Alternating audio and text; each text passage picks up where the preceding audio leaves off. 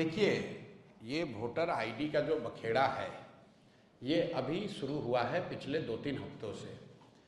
एक बात समझने की है, वोटर आईडी कौन बनाता है? वोटर लिस्ट बनाने की जिम्मेवारी चुनाव आयोग की है, जो एक संवैधानिक संस्था है।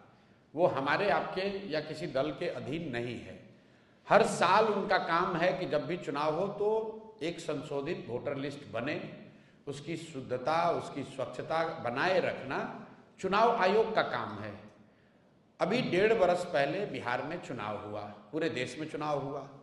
उसी वोटर लिस्ट से देश की पार्लियामेंट का जो सबसे बड़ा सदन है, इस देश का लोकतंत्र का सबसे बड़ा मंदिर है, जिसके जरिए यहाँ के प्रधानमंत्री का चुनाव हुआ है, उसी वोटर लिस्ट से उनका चुनाव हुआ।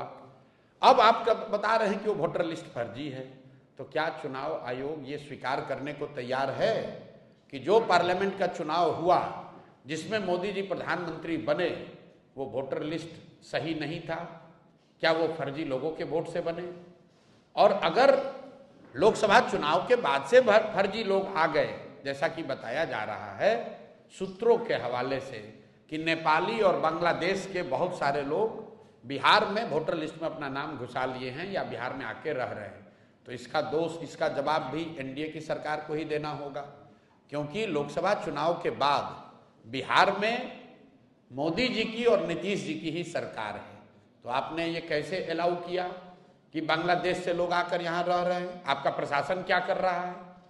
आप अगर नेपाल से लोग आकर बिहार में वोटर लिस्ट में नाम जोड़ रहे हैं, तो बिहार सरकार की पुलिस और प्रशासन क्या कर रहा है? तो भैया किसी भी तरीके से वो आर्ग्यूमेंट देंगे, ये यही साबित होगा कि गलती उनकी है। ये पूरा बखेड़ा इसलिए खड़ा किया गया है कि एनडीए को, सत्तारूढ़ दल को ये डर सता रहा है कि 30-35 बरस के बाद बिहार में लोगों को एक नया रास्ता दिख गया है, और खासकर उन लोगों को जो प्रवासी मजदूर हैं, जो गरीब हैं, जो इस व्यवस्था से के मारे हुए लोग हैं, जिनको इस व्यवस्था और इस भ्रष्टाचार से की वजह से जिनका जीना दूभर है, जो जानते हैं वो कभी भाजपा को, लालू को वोट नहीं देना चाहते हैं, अब लेकिन मजबूरी में देना पड़ता था, उनके सामने एक जनसुराज का नया रास्ता, नया विकल्प मिल गया है।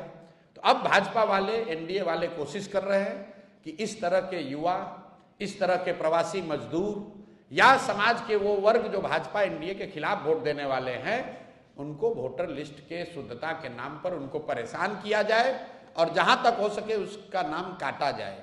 मेरा आपके माध्यम से लोगों से एक अपील है, आप घबराइए नहीं, कोई चुनाव आयोग आपका नाम नहीं काट सकता है। सुप्रीम कोर्ट का जजमेंट है, चुनाव आयोग को नागरिकता जांचने और तय करने का कोई अधिकार नहीं है। आप लोग भी ये समाज को जगाइए, बताइए, चुनाव आयोग को नागरिकता तय करने का अधिकार ही नहीं है।